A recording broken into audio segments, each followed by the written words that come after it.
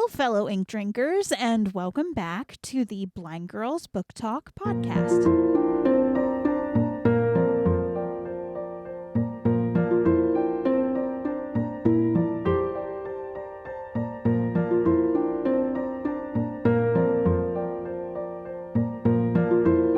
My name is Aria. And I'm Belle. And we are two legally blind sisters who love reading and love books. And so what we've done is we've created this show in order to talk about that. We talk about a wide variety of bookish content, and that can range from bad retellings of stories, book to movie adaptation comparisons, buddy reads, recent reads, bookish challenges. Really, the list does go on and on. And today what we're going to be doing is we're going to be doing our first book battle. Now, how this came about is we were talking with one of Belle's roommates, and she listens to the podcast on occasion. Shout out to Beth. And she had recommended us trying to do something, she called it a book debate. And so we kind of changed it to a book battle. Because alliteration. Yeah, because alliteration. And we decided what we were going to do was just kind of take two books and kind of debate their merits, essentially, and why we think each book is better. And so we actually tried to record this once already. That did not go well. Nope. And so we had to change it up kind of at the last minute to try to not have what happened in the failed episode happen now. Yeah, I was given free reign and should not have been given full reign. Yeah, we went into it the way we normally go into all podcast episodes, and Belle got very much into, I'm going to go for the jugular mode. And I wasn't prepared for that. And I scared Aria. Yeah, how deep she went, I was just kind of like, I don't know how to refute this, because quite frankly, trying to go that deep is like you're in school again. And like, that's boring. Nobody wants that. Yeah, and for the record, we chose different books than what we're now debating because we now figured out how we have to set up these videos. So, yes. We picked two different books. Yes. The first episode will never see the light of day. So instead, what we decided to do, we decided to debate the works of Markus Zusak. And specifically, The Book Thief and I Am the Messenger. Yes. And so what we did was we each chose the book that we like better, essentially. My favorite is The Book Thief. Belle's is I Am the Messenger. And so what we're going to do is we've kind of picked some points that we're going to debate, and then we're just going to debate those points, essentially. So without further ado, we're just going to get right on into the debate. Now, would you like to start off with your first point? No, because I already hate your first point. Since I know it, and I don't know how I'm going to fight this, so just get my pain over with. All right. So then my first point is the fact that The Book Thief is told by a different perspective than what you normally get from other books. It is told by the perspective of death. And quite frankly, that in and of itself just adds so much complexity and layers to this book. And what more can I say? You know what I mean? It makes it so much better than if it was told just by one character's perspective, or if it was just from like an omniscient point of view. I mean, fair. I hate this point because I can't really argue it. I mean, I Am the Messenger is told through third person omniscient. Well, it's like omniscient limited. It's really weird. Mm-hmm. It does have like a weird point of view at times. So I will say that. Because, like, there are times where you kind of get an idea of what other characters are thinking, minus just Ed. But, like, it's really weird. Yeah. Go ahead and make your first point then. Okay, my first point. The characters in I'm the Messenger are more complex than The Book Thief. Yeah. Yeah. I mean, there is... See, and it's been forever since I've read I Am the Messenger. But there is a lot of, how should I say? I feel like the fact that a lot of the main character and, a lot of the other, well, not a lot of, but a few of the other major characters in the book are children, that makes it a little bit more difficult because they're children. You know what I mean? They are complex, but they are not as complex as the adults. I would say Max is probably one of the most complex characters in the book Thief, I feel like. But also, and I feel like also Death himself is just complex. But I mean, again, he's kind of a character, but not a character. It's a whole thing. So yeah, but like in The Eye and the Messenger, you have Ed, you have his 3 other friends, you have the mom, you have the gunman, you have the dude who's sending the cards, you have so many more complex characters. yeah. I mean, it's a fair point. I will concede it. But I feel like both of our first points are ones that we can't fight. Yeah, we can't fight. They go with into our favor. Well, my next point is that this story is told in a time when telling stories and like having stories carry on are super important. And that is because this is set during World War II Germany.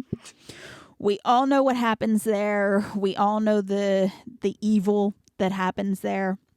And quite frankly, this story being set in that time, like I said, all stories that come out from that time are super important, in my opinion, because knowing what happened there and like having that just kind of keep prevailing is something that is important. So something like that never happens again, in my opinion.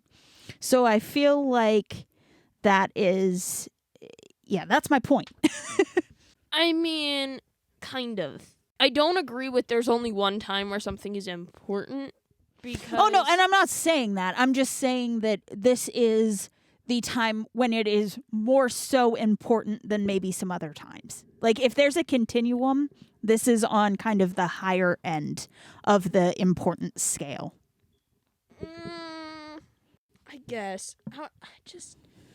I just honestly refute that with my second point.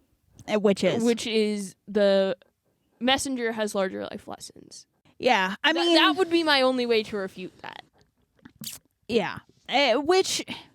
So the thing is that The Book Thief is a story about stories and about finding your voice and that kind of thing, which is important. However, I feel like I Am the Messenger, from what little I do remember of it, it does deal with a lot more complex issues. It does, which is my third point. Well, go ahead with your third point then, too. My second point was larger life lessons, and my third was deals with difficult subject matters. Mm-hmm.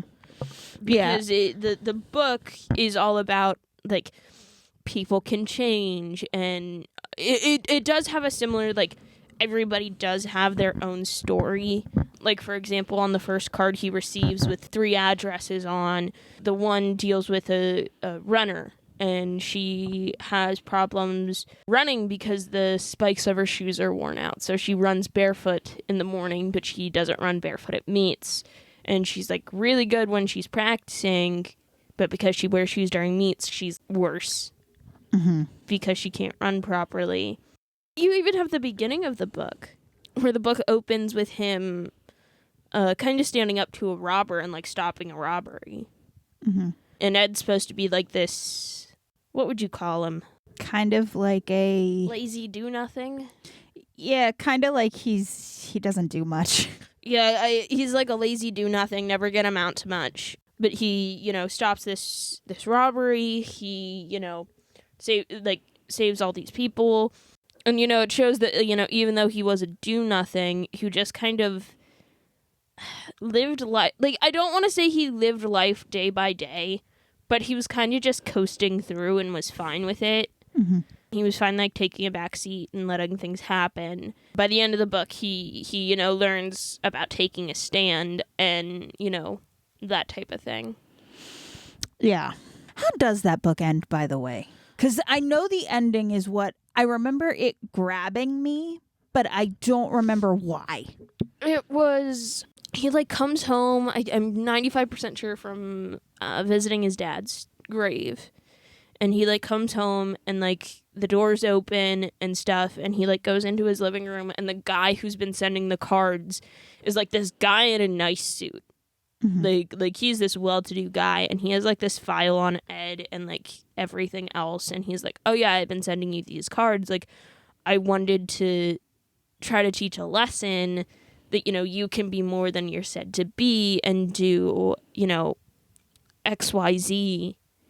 And, you know, he like gets up and leaves, and then like not long after, there was a girl in his friend group that Ed really liked, and like she was on one of his cards, like his friends were on one of the cards, and like, you know, he like loves her and stuff, and like they get together by the end, so it's like them sitting drinking coffee with the dog, and him realizing that he changed and he's not what everybody said him to be, which I really like how that ends with the girl being with him, because like throughout the book, like I think it's after his first card or like halfway through his second card or something that she does make a comment on like one of their poker nights, like, you've changed, like you're changing, and I don't understand, like I don't understand, but like it's for the better, but I just don't understand why it's happening, because he can't really tell anybody about the cards or what's happening with the cards, because, you know, it's him who's supposed to go and do it, and, you know, then I think he tells them like people are on the cards that he's supposed to help. I think that's what he ends up just telling them, because I remember with the one, his one friend has like this kid, has a kid, and he like is struggling to have a relationship with his child and that type of thing, and, you know, Ed helps him, and like he shows up at the park with him, and the guy's just like, I'm on your card, aren't I? And Ed just nods, and he's like, yeah, you're on my card. And he's like, well, I gotta tell you what's wrong. Gotcha. Yeah. Whereas, like, the thing that makes it's kind of, because there's similarities, but there's also a lot of differences. Because quite frankly, I mean, Liesel. Yeah, I was going to say it wrong.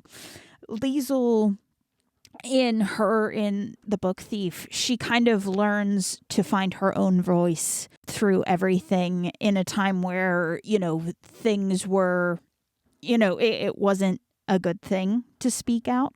And she learns how to, you know, write, and she learns, you know, she kind of gets educated in a better way than what, you know, the regime of the time would try to do, essentially. So, like, it's hard for me to refute, because, like, there's a little bit of similarities, and like coming into your own. Yeah. But also there's differences, because, you know, it's in the case of the book Thief, it truly is a story. Like, it's honestly comparing apples to oranges. Both are fruit, yet one is a citrus. And right, exactly. Like, you know, this is a story about the importance of stories and the importance of people and the importance of that kind of thing. Whereas I Am the Messenger is more kind of, I feel like a self, almost like kind of looking at yourself and growing, that kind of thing. You know what I mean? Does that make sense? Yeah, and I mean, granted, there is some symbol. Well, go to your last point. Well, my last point is that the book Thief is, quite frankly, beautiful, and it's also heartbreaking. And that all blends together to make kind of this powerhouse of a story, quite frankly, that all works together. You can't have one part without the other. And I feel like that is a little bit greater in the book Thief than I Am the Messenger. I can refute that. Go ahead. In I Am the Messenger, it has some really heartbreaking moments, especially with some of the people that he helps. And then, especially with his mom, because his mom was just like, I knew you were going to end up like your dad. Like, you were never going to amount to much. You were always just going to be a nothing. Like and like it's multiple conversations where that happens, where she's just like, you were gonna be a nothing, and like that type of thing, and like that, and you know, that was what I was scared of happening, but like I didn't do anything. But then, you know, at the end of the book, she's like, I didn't think you could be anything, yet here you are being something. Yeah, I mean, I see your point, but I feel like just quite frankly, the tragedies that Liesel has to go through, that Max ends up going through, like, they are kind of at the worst point of human history, or one of the worst points of human history. So, yes, the characters in I Am the Messenger, like, they're going through their own things. They just don't have the outside.